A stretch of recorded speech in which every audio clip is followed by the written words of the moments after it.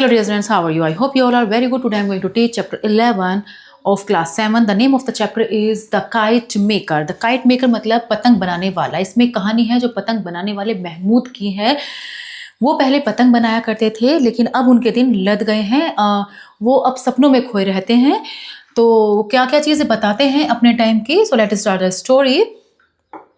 There was an ancient banyan tree that had gone through the cracks of an abandoned atmosphere. A boy named Ali was flying his kite and suddenly his kite was caught in the banyan tree's branches. एक बहुत पुराना सा banyan tree था जो कि पुरानी सी मस्जिद की दीवारों में की दरारों में ऐसे निकल कर वो बड़ा हो गया था. एक बनियन ट्री और एक लड़का है जिसका नाम अली है. वो पतंग उड़ा रहा है और अचानक से उसकी जो काइट है वो फंस जाती है बनियन ट्री की ब्रांचेस में. The boy barefoot and wearing a torn shirt ran along the cobblestone of the narrow street to where his grandfather Mahmood sat nodding dreamily in the sunshine in his back courtyard. लड़का नंगे पैर फटी सी shirt पहने संकरी सी गली में और कोबल्ड stones को पार करते हुए दौड़ता हुआ वो वहाँ पर आता है जहाँ उसके दादा महमूद अपने कॉर्टयार्ड के पीछे ही और अपने सूरज के टाइम में सूरज निकल रहा है उस टाइम भी वो अपने सपनों में जहाँ उसके दादा महमूद खोए हुए हैं वहाँ पर वो अली आता है. Grandfather shouted the boy, "My kite has gone." The old man woke from his daydream, raising his hand and displaying a beard that would have been white had it not been dyed for a long time. बूढ़ा आदमी महमूद जागता है जब अली उनको कहता है कि मेरी पतंग फंस गई है तो वो जाग जाता है और फिर उसकी जब वो जागता है तो जो उसकी दाढ़ी है ब्रेड है वो उसकी दिखती है ऊपर की तरफ जब उसको उठाता है और वो दाढ़ी ऐसी है कि अगर उसे लंबे समय से उसको अगर ना कलर किया जाए तो वो शायद सफ़ेद हो जाएगी. Did the twine break? धागा टूट गया क्या? ही उन्होंने पूछा. No grandfather, the kite is stuck in the banyan tree. The old man chuckled. You have yet to learn how to fly a kite properly, my child. You have to practice more at this art. After all, kite flying is an art. नहीं दादाजी, जो ये पतंग है वो फंस गई है बनियन ट्री में.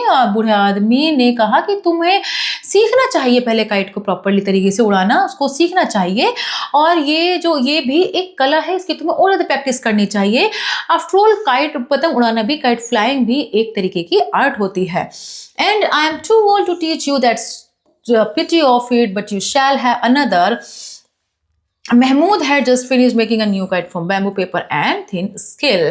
मैं अगर तुम्हें सिखाऊं, मैं तुम्हें सिखाता लेकिन मैं अब बहुत बूढ़ा हो चुका हूँ, अब मुझसे नहीं सिखाया जाएगा, लेकिन मैं तुम्हें दूसरी ला दूंगा. और महमूद तभी क्या करता है, एक पतंग बनाता है जो कि बैम्बू पेपर और सिल्क से धागे से वो बनाकर फटाफट उसको तैयार करके मतलब उसको पतंग बनाकर दे देता है. It was a beautiful pink kite with a small green tail. कैसी पतंग बनाई है उसने?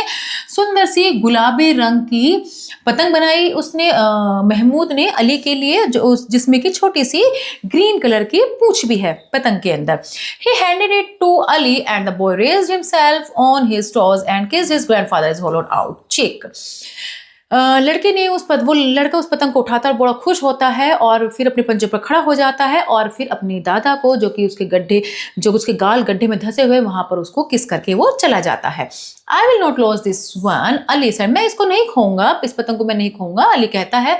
This kite will fly like a bird, he said, and he turned on his heels and skipped out of the courtyard. पतंग पक्षी की तरह उड़ रही है लहराती हुई, ये पतंग पक्षी की तरह उड़ेगी लहराती हुई, उसने कहा और वो मुड़ गया. ही स्किप्ड आउट, वहाँ से मतलब ऐसे कहता हुआ दौड़ता हुआ चला गया उस कॉर्टयार्ड से चला गया. Mahmood was very happy to see his grandson is love and respect for him. Mahmood अपने पोते अली का ये प्यार और उसका ये आदर देखकर वो बहुत खुश होता है. Mahmood. The old man remain dreaming in the sun. और फिर से अपने दिन के सपनों में वो खो जाता है. His kite shop was gone, as were the premises, but he still made kites for his own amusement and for the benefit of his grandson Ali. उसकी दुकान अब बंद हो गई थी क्योंकि अब उस चीज़ की अब पतंग की कोई कीमत नहीं थी, लेकिन फिर भी वो पतंग बनाता था अपने खर्चे के लिए और अपने ग्रैंडसन के लिए, मतलब अपने ग्रैंडसन के लिए वो थोड़ी बहुत पतंग वो ऐसी बना लिया करता था, लेकिन पहले बहुत बनाया करता था. Not many people bought kites these days. अब बहुत ज़्यादा लोग पतंग नहीं उड़ाते हैं. Adults disdain them and children prefer to spend their money in the cinema. अब लोग ज़्यादातर, अब बच्चे क्या करते हैं, पतंग उड़ाने की जगह वो क्या करते हैं, अब सिनेमाओं में पैसे खर्च करते हैं। मोreover there were not many open spaces left for flying kites, और अब ज़्यादा खुली जगह भी नहीं है पतंग उड़ाने के लिए। The city had covered the open grasslands that had stretched from the old forest walls to the river bank। पहले तो खुले खुले मैदान हुआ करते थे, खुले मैदान, नदियों के किनारों तक खुले मैदान हुआ करते थे जहाँ से आराम से पतंग उड़ाई जा सकती थी, लेकिन अब ऐसा नहीं है। छोटे छोटे मतलब शहरों ने, शहरों के घरों ने जगह खत्म कर दी है। But the old man remember the time when grown men flew kites and great battles were fought, the kites swearing and sweeping in the sky, tangling with each other until the string of one was cut off. Then the beaten but liberated kite would float away into the blue sky। लेकिन बूढ़ा आदमी याद करता है अपने उस time को जब वो पतंग खूब जब वो पतंग उड़ाया करते थे और पतंगों के लिए युद्ध हुआ करते थे।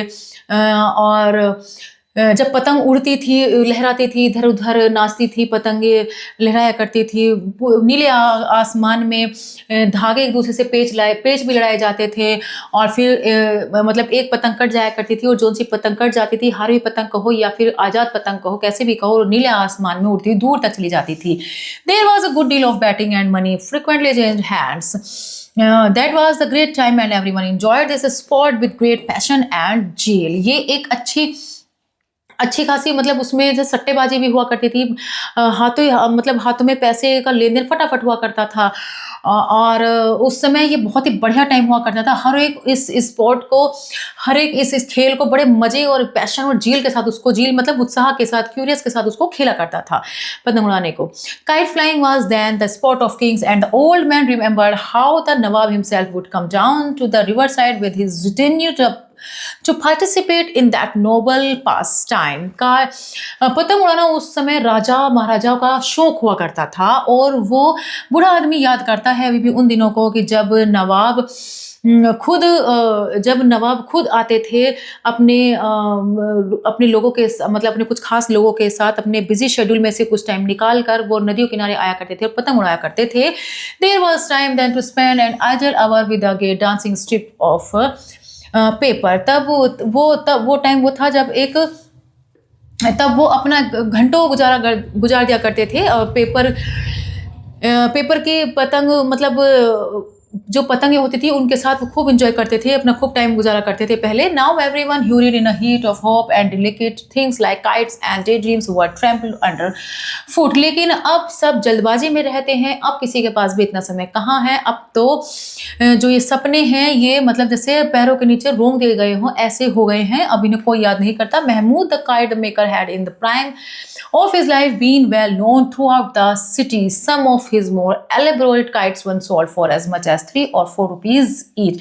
उस समय में जब महमूद पतंग बनाया करता था उस समय उनको हर कोई जाना करता था। महमूद का खूब दबदबा था कि हर कोई उसको जानता था और वो इतनी प्यारी प्यारी पतंग बनाया करता था। कई बार तो कुछ ऐसी खास पतंग बनाया करता था जिसमें सिर्फ एक पीस के 3 से 4 रुपये वो मिला करते थे। 3 से 4 रुपये का मतलब उस टाइम पे बहुत ही बड़ी रकम है, क्योंकि बहुत पहले की ये कहानी है, राजा महाराजाओं के टाइम की। तो उस वक्त ऐसे हुआ करता था। At that time his life was colourful because he earn sufficient amount of money from his business of kite making. उस वक्त उसकी जो लाइफ थी बिल्कुल कलरफुल थी, रंगीन थी, मतलब खूब खुशनुमा थी, क्योंकि उस वक्त वो खूब अच्छे से पैसे कमा लिया करता था, क्योंकि जो उसका पतंग बनाने का जो बिजनेस था वो खूब बढ़िया चलता था। At the request of the nawab he had once made a very special kind of kite unlike any that had been seen in the district. It consisted of a series of small very light paper disc trailing on a thin bamboo frame. और एक बार तो नवाब की request करने पर महमूद ने एक बड़ी ही अजीब सी पतंग बनाई थी और वो ऐसे इससे पहले इस डिस्ट्रिक्ट में भी कहीं नहीं देखी गई थी। ऐसी इतनी अच्छे से उन्होंने पतंग बनाई थी। उसमें क्या करा था उन्होंने, बहुत हल्के पेपर लिए, उसमें जो बहुत पतले पतले एक पेपर लिया था हल्का फुल्का सा, और उसमें बैम्बू पतले पतले बैम्बूज उसमें लगाए थे और इस तरीके से फ्रेम में इस तरीके से वो लगाए थे कि वो उड़ भी सकती थी। To the end of each disc he fixed a spring of grass forming a balance on both side. और हर एक डिस्क को इस तरीके से फ्रेम किया गया था, हर एक अच्छे से फ्रेम किया गया था। और जो बैम्बू थी, बैम्बू जो बैम्बू का जो थिन बैम्बू जो थी उसके ऊपर मतलब घासों की लट सी घासों की भी वो स्प्रिंग लगाई गई थी, स्प्रिंग लगाया गया था घासों की भी। और वो इस तरीके से बैलेंस करी गई थी कि वो कोई दिक्कत ना हो उड़ने में, दोनों साइड वो अच्छे से बैलेंस करी गई थी। The surface of the foremost disc was slightly convex and a fantastic face was pointed on it, painted on it having two eyes made of small mirrors। जो बैम्बू थी वो इस तरीके से मतलब कॉन्वेक्स शेप में जैसे उभरा हुआ सा होता है, इस तरीके से वो बैम्बू उसमें लगाई गई थी। जैसे पतंग होती हैं ऐसे इस तरीके से वो कॉन्वेक्स तरीके से वो लगाई गई थी और उसमें आईज बनाई गई थी इस तरीके से, जैसे कि शेप, जैसे कि मिरर की उसमें आंखें बनाई गई थी, शीशे की छोटे छोटे शीशे उसमें लगाए गए थे।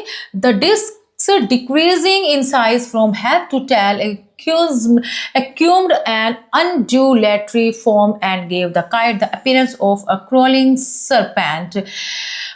डिस्क इस तरीके से लगी हुई थी कि वो साइज में जैसे घटती हुई हो, उस तरीके से वो लगी हुई थी, पूंछ तक मतलब वो घटती गई है, ऐसी उसकी डिस्क लगी हुई थी। और फिर ऐसे सरपट तरीके ऐसे मतलब लहरा रही थी वो, पूरी तरीके से ऐसी लग रही थी जैसे बिल्कुल जैसे सांप की तरह लहराते हैं, इस तरीके से वो लहरा रही थी। वो पता require great skill to raise this cumbersome device from the ground and only Mahmood could manage it। अब ये इतनी इस cumbersome device मतलब इतना जो बड़े तरीके से बनाया गया है उसको उड़ाने के लिए अब स्किल्स की जरूरत थी, हर कोई उसे नहीं उड़ा सकता था और वो सिर्फ महमूद ही उसको मैनेज कर सकता था उस पतंग को।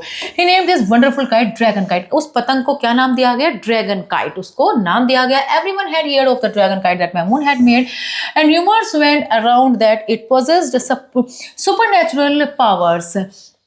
हर कोई उस पतंग को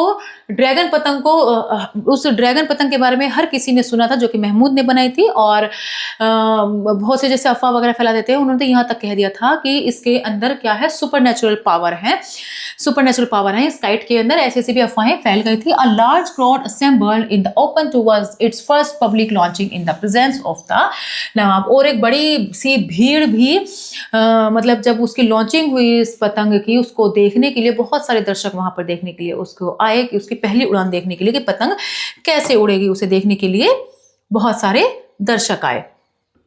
At the first attempt, it declined to leave the ground as there was no sufficient wind. The disc made a plaintive, protesting sound, and the sun was trapped in the little mirror, making the kite seem like a living, complaining creature। पहली उड़ान में तो पतंग नहीं उड़ पाई क्योंकि हवा sufficient नहीं थी जितनी उसको हवा चाहिए थी। और डिस्क कैसी थी? प्लेंटी थी। प्रोटेस्टिंग साउंड उसके अंदर ऐसा था और सन भी ऐसा लग रहा था, जो छोटे छोटे मिरर उसके अंदर लगे रहते हैं, ऐसा लग रहा था छोटे छोटे मिरर ने पूरे सन को ट्रैप कर लिया, मतलब सन को पूरे को पकड़ लिया है, ऐसी वो लग रही थी। और काइट बिल्कुल ऐसी लग रही थी जैसे कि जीता जागता कोई क्रिएचर हो, कोई जीती जागती कोई चीज हो। The wind came from the right direction, right direction से तभी हवा आती है और ड्रैगन काइट जो है पतंग है वो उड़ने लगती है आसमान में, wriggling its way higher and higher, और वो लहराती हुई ऊपर और ऊपर पतंग चलती चली जाती है। The sun still glinting in its devil's eyes, sun उसके अंदर से चमक रहा था, ऐसा लगा था जैसे डेविल की आइज हो। And when it went very high it pulled fiercely on the twin धागे, और जैसे ही वो ऊपर जाती है तो वो धागे को जोर से खींचता है। And Mahmood is young son had to help him with the reel, और जब वो पतंग उड़ा रहा है महमूद, तब उसका बेटा उसका जो यंग बेटा है वो उसकी रील पकड़ता है, उसकी रील पकड़ने में उसकी हेल्प करता है। Still the kite pulled determined to be free, to break loose, to live a life of its own, and eventually it did so। The twin snapped the kite, leaped away towards the sun, sailing on heavenward until it was lost to view। और फिर भी वो kite को खींचता है, और kite को वो खींचता है, और फिर वो मतलब जैसे काइट इस तरीके से उड़ रही है कि वो आज़ाद होना चाहती है, और वो उसको ढीला छोड़ता है, फिर कभी कसता है, कभी उसको मतलब इस तरीके से कर रहा है, और इस तरीके से वो उड़ रही है। लेकिन फाइनली वो वही होता है जैसा कि पतंग चाहती है। वो पतंग कट कर चली जाती है और दूर और कटकर उड़कर ऐसे चली जा रही है जैसे कि सूरज की तरफ वो जा रही हो, और वो इस तरीके से जा रही है जैसे कि वो मतलब स्वर्ग में जा रही हो, उड़ती, उड़ती, उड़ती इतनी दूर तक उड़ती चली जाती है, जब वो उसको तब तक देखते रहते हैं सभी जब तक कि वो दिखनी बंद नहीं हो जाती है और इसी तरीके से वो उड़ती चली जाती है और फिर वो दिखनी बंद हो जाती है। Everybody tried his best to find the wonderful kite but in when.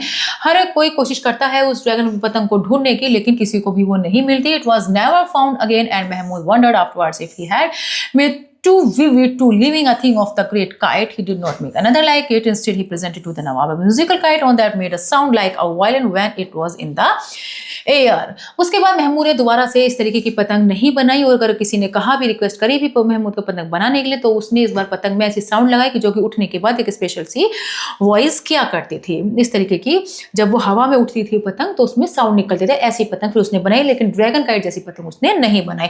Those were more restful and gentle days because the people had kind words for Mahmood. उस समय बहुत ही उन दिनों बहुत ही आरामदायक और जेंटल डेज थे, वो जो दिन थे बहुत ही आरामदायक और जेंटल डेज थे महमूद के लिए, क्योंकि लोग महमूद के लिए काइंड वर्ड्स रखते थे, अच्छे शब्द, मतलब एक दया सी रखते थे महमूद के लिए। But the nawab had died years ago and his descendants were almost as poor as Mahmood himself. लेकिन नवाबों को मरे हुए सालों हो चुके हैं और जो उनके वंशज हैं, जो उनकी पीढ़ियां चली आ रही हैं, वो भी उतनी ही गरीब हो चुकी हैं जितने की खुद Mehboob. Kite makers like poets one had their patrons but no one knew Mahmood simply because there were too many people in the Kali and they could not be bothered. Kite makers poets की तरीके के ही अब हो चुके हैं उनके पेट्रॉन्स में, लेकिन अब कोई भी महमूद को नहीं जानता क्योंकि अब बहुत ज़्यादा लोग गली में अब बहुत और लोग गली में रहने लगे हैं, लेकिन कोई भी उनके पड़ोसी में उसे कोई भी ऐसा कुछ ज़्यादा नहीं जानता है। जब महमूद ये छोटे जवान थे, मतलब यंग थे और बीमार भी हो जाते थे, तो हर कोई पड़ोस में से उनके पास आता था और उनके हेल्थ के बारे में पूछता था। लेकिन अब जब दिन जो है जैसे जैसे अब उनके दिन नजदीक आ रहे हैं, बुढ़ापे की तरफ, मरने की तरफ उनके दिन नजदीक आ रहे हैं, कोई भी उनसे मिले नहीं आता है। Most of his old friends were dead and his sons had grown up. ज़्यादातर जो फ्रेंड्स थे महमूद के वो ज़्यादातर मर चुके हैं या फिर अब उनके बेटे भी बड़े हो चुके हैं और वो तो फ्रेंड्स तो मर ही गए हैं। खैर अब ज़्यादा अधिकतर और जो महमूद का बेटे हैं वो बड़े हो गए हैं और उनमें से एक तो लोकल गैरेज में काम करता है और दूसरा पार्टीशन से पहले जो कि पाकिस्तान में है, अब वो वहाँ पर है। पार्टीशन से पहले मतलब अलग नहीं था जब तक भारत पाकिस्तान, और वहाँ पर उन्होंने मतलब अपने रिलेटिव्स के साथ आने की कोशिश भी करी उसके दूसरे बेटे ने, लेकिन वो आ नहीं पाया। There was no one to take care of this poor old man. अब कोई भी उस बेचारे गरीब आदमी की देखभाल करने वाला नहीं है। The children who had bought kites from him 10 years ago were now grown men struggling for a living। वो बच्चे जो अब से 10 साल पहले उनसे पतंग लेने के लिए आया करते थे, अब वो बड़े हो चुके हैं और एक स्ट्रगलिंग वाला जीवन जी रहे हैं। स्ट्रगलिंग मतलब एक संघर्ष भरा जीवन जी रहे हैं। They did not have time for the old man and his memories। अब उनके पास कोई भी समय नहीं है और ना ही उनके पास अब कोई भी ऐसी यादें बची हैं। They had grown up in swiftly changing, मतलब किसी के पास भी ना तो समय है और ना ही याद रखने के लिए कोई मेमोरी, मतलब कुछ भी चीज़ अब उनके किसी के पास भी नहीं है। They had grown up in swiftly changing and competitive world and they looked at the old kite maker and the banyan tree with the same indifference। अब जैसे जैसे सब बड़े हो गए, सब कुछ चेंज हो गया है, अब किसी के पास भी समय नहीं है, सब अपनी ज़िंदगी में व्यस्त हैं। अब वो महमूद की जो लाइफ है सेम बनियन ट्री की तरीके से ही हो गई है। अब इन दोनों की ज़िंदगी में कोई भी अंतर नहीं है, दोनों की कंडीशन सेम हो चुकी है। Neither did they had feeling nor a little time for Mahmood. ना तो बनियन ट्री के लिए किसी के पास कोई फीलिंग है और ना ही महमूद के लिए। Mahmood and the banyan tree had no importance in the lives of the people। Banyan tree के लिए भी कोई इंपॉर्टेंस लोगों के जीवन में नहीं है। as they were busy in their modern ways of living। अब वो उसी तरीके से बिजी हैं अपनी मॉडर्न लाइफ में जीने के लिए, वो भी उसी तरीके से बिजी हैं। No longer did people gather under the banyan tree to discuss their problems and their plans। only in the summer months did a few seek shelter from the fire sun। किसी के पास भी अब पहले लोग इकट्ठा हुआ करते थे बनियन ट्री के नीचे, इकट्ठे होकर बातें करते थे। अब किसी के पास भी कोई टाइम नहीं है बनियन ट्री के पास आने का, ना उसके पास बैठने का। हाँ, कभी कभार के जैसे कोई झुलसती सी गर्मी होती है तो उसमें कुछ देर के लिए खड़े क्यों ना हो जाए कोई लोग, लेकिन अब ऐसी वो बात नहीं है। Everything had change, so did the life of Mahmood. सब कुछ बदल गया है और इस तरह महमूद की जिंदगी भी अब बदल चुकी है। But there was the boy But there was the boy, his grandson. It was good that Mahmud's son were close by, for it inspired the old man his ear was the small boy at play in the winter sunshine, growing under his eyes like a young and well-nourished sapling, putting forth new leaves each day. हाँ, लेकिन उसका लड़का ज़रूर है, महमूद का जो पोता है वो ज़रूर है, जो उसके आस-पास खेलता रहता है और उसको इस तरीके से बड़ा होता देख रहा है जैसे कि छोटे-छोटे पौधे जब जो सैपलिंग प्लांट मतलब कि जो नन्हे-नन्हे पौधे होते हैं जिससे एक से बड़े होते हैं, धीरे-धीरे उन पर पत्तियाँ आती हैं और वो बड़े होते चले जाते हैं। ठीक इसी तरीके से उसका पोता महमूद का पोता अली भी बड़ा हो रहा है धीरे-धीरे और हर रोज़ एक नई पत्ती उस पर लग रही है। There is a greater similarity between trees and man. आदमी और जो पेड़ होते हैं इनकी भी सिमिलैरिटीज इनमें भी सेम ही सिमिलैरिटी होती है, सेम ही कंडीशन इनके साथ होती हैं।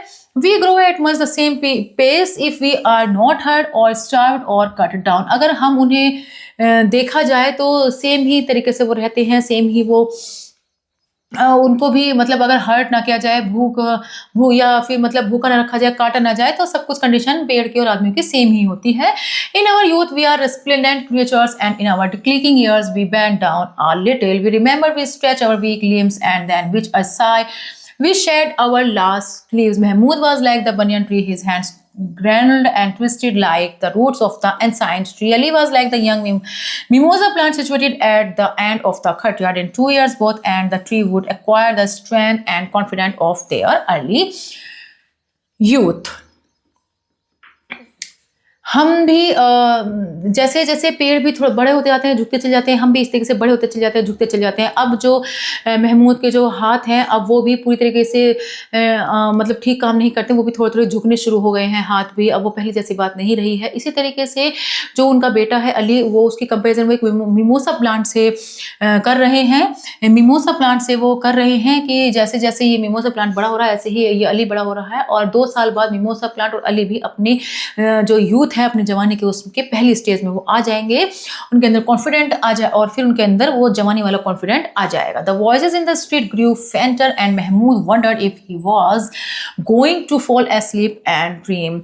अब जो उनकी वॉइस थी वो धीरे धीरे धीमी हो चुकी थी। महमूद को भी अब लग रहा था कि अब वो ज़्यादा अब वो भी मतलब अब वो उस सपने में सोने जा रहे हैं, मतलब वो मरने जा रहे हैं। उन्हें महमूद को भी ऐसा फील होने लगा था, उन्हें आवाज़ भी कोई कम आ रही थी।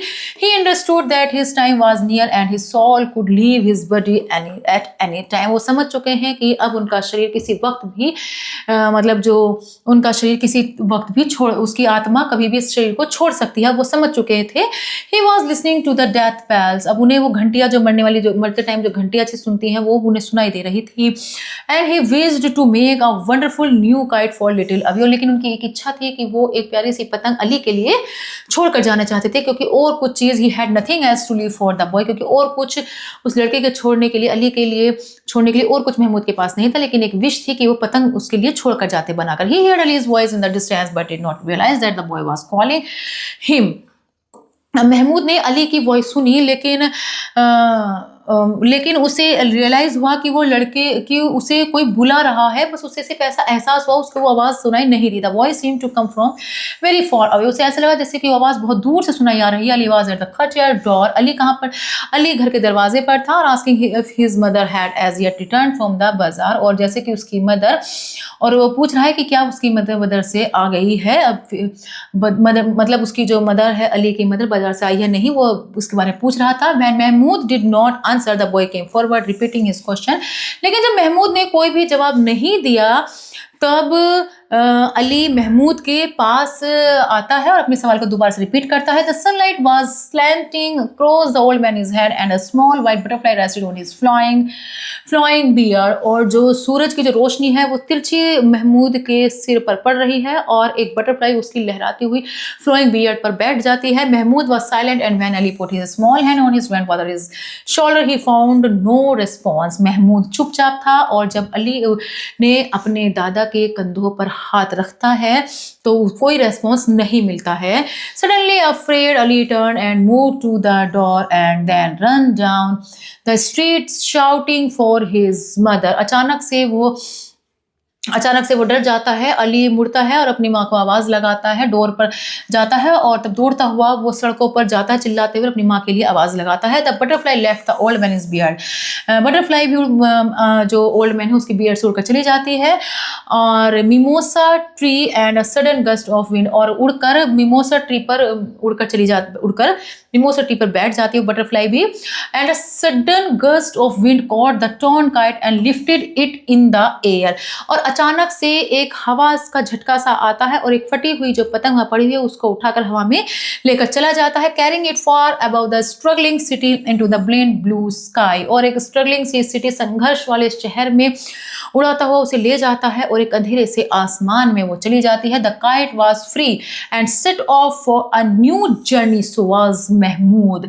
काइट आज़ाद हो जाती है और अपनी यात्रा के लिए, जैसे वो मतलब अपनी यात्रा के लिए अब वो आज़ाद है काइट से, इसी तरीके से महमूद भी अब आज़ाद है। अब वो उस शरीर को छोड़, उसकी आत्मा ने उस शरीर को छोड़ दिया है। तो इसी तरीके से अपने पुराने दिनों को याद करते हुए महमूद आखिरकार डेथ हो जाती है महमूद की, और वो इस दुनिया को छोड़कर चले जाते हैं। I hope you have learn to this chapter very well. We will meet in next class. Good bye and thank you.